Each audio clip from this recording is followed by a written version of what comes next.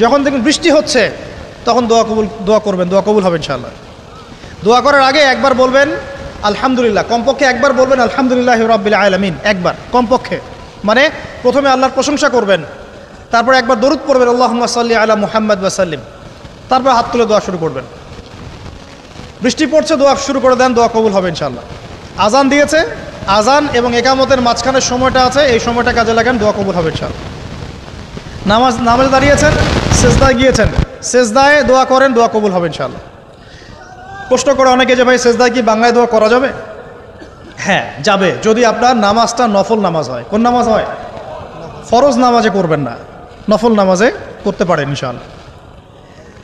সেজদায় বান্দা আল্লাহর সবচেয়ে কাছাকাছি থাকে, এই সময়ে বেশি বেশি দোয়া করতে রাসূল সাল্লাল্লাহু আলাইহি ওয়াসাল্লাম তাগিদ দিয়েছেন। দোয়া করলে ডাইরেক্ট কবুল হবে ইনশাআল্লাহ। পিতা মাতার খেদমত করে দোয়া করেন, দোয়া কবুল হবে ইনশাআল্লাহ। এখন তো পিতা মাতার খেদমত মানুষ করতে চায় না। এটা সেই যুগ যে যুগে পিতা মাতার সাথে দাস দাসীর মতো আচরণ করা হয়। সন্তানরা ভুলে গেছো তোমরা যে তোমরাও একদিন পিতামাতা হবা। আমরাও কিন্তু একদিন পিতামাতা হব। যারা বিয়ে শাদী করেছে, সন্তান সন্ততি হয়েছে, তারা জানে এই যে প্রসব বেদনার একটা সেকেন্ড, এক সেকেন্ড বা 1 মিনিট প্রসব যে বেদনা মায়ের হয়, এর ঋণ আমরা সারা জীবনে শোধ করতে পারবো না। পারবেন? এই কারণেই মায়ের পায়ের নিচে জান্নাতের কথা বলা আছে।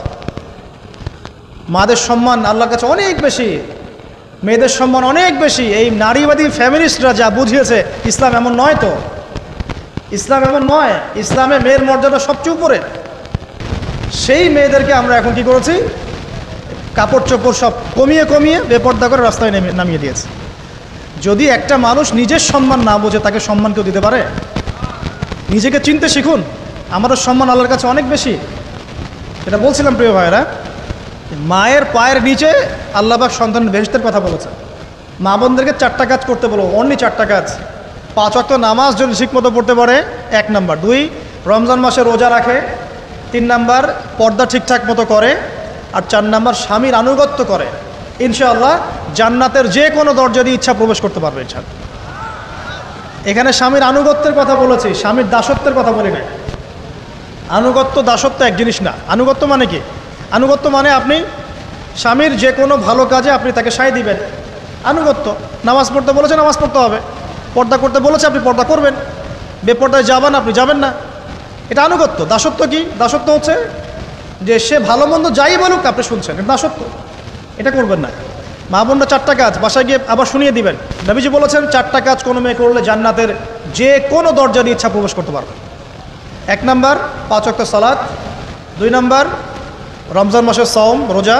3 নাম্বার, পর্দা ঠিকঠাক মতো করবে, লজ্জাস্থানের হেফাজত। এবং 4 নাম্বার, স্বামীর আনুগত্য করা। মায়ের খেদমত করে দোয়া করেন, দোয়া কবুল হবে ইনশাআল্লাহ। বাবার খেদমত করে দোয়া করেন, দোয়া কবুল হবে ইনশাআল্লাহ। কোরআন তেলাওয়াত করে দোয়া করেন, দোয়া কবুল হবে ইনশাআল্লাহ। মনে করেন শেষ রাতে উঠেছেন, মানে শেষ রাত বলতে বোঝাচ্ছি এই ধরেন যে 2টার পর থেকে, এখন 2টা 2:30টার পর থেকে নিয়ে ফজর পর্যন্ত শেষ রাতে উঠেছেন। এই সময় আপনি যা দোয়া করবেন ইনশাআল্লাহ কবুল হবে।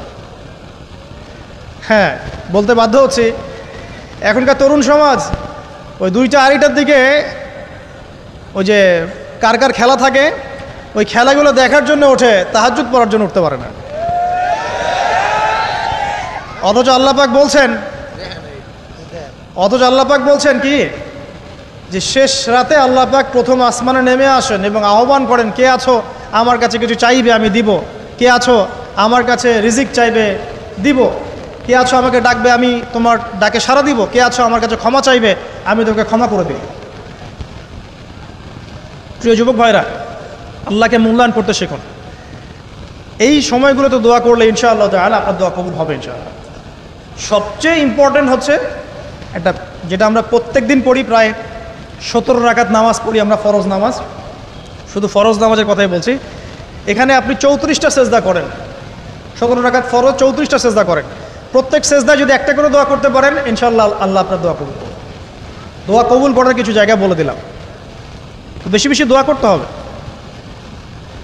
আমরা উম্মার অবস্থাগুলোকে বুঝতে শিখব। এখানে এই 3 ব্যক্তি, এটা বলে আমি শেষের দিকে যাচ্ছি, একটু ধৈর্য ধরেন। এই 3 ব্যক্তি পড়ে গেছে গুহার মধ্যে।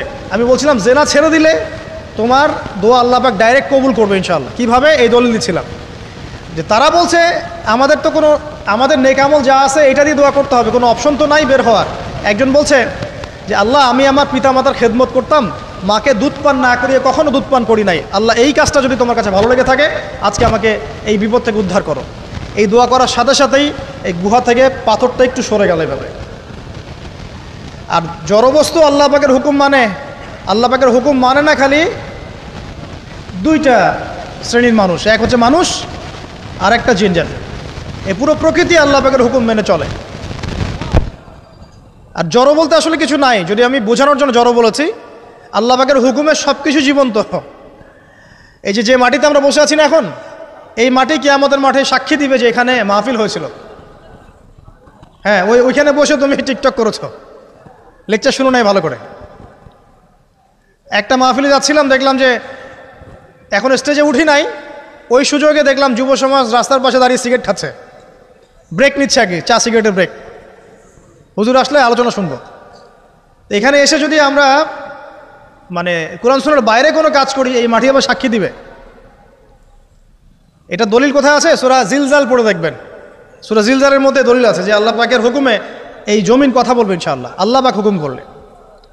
জি, তো একটু সরে গেল ওই পাথর, তারপরের ব্যক্তি দোয়া করছে, আল্লাহ আমার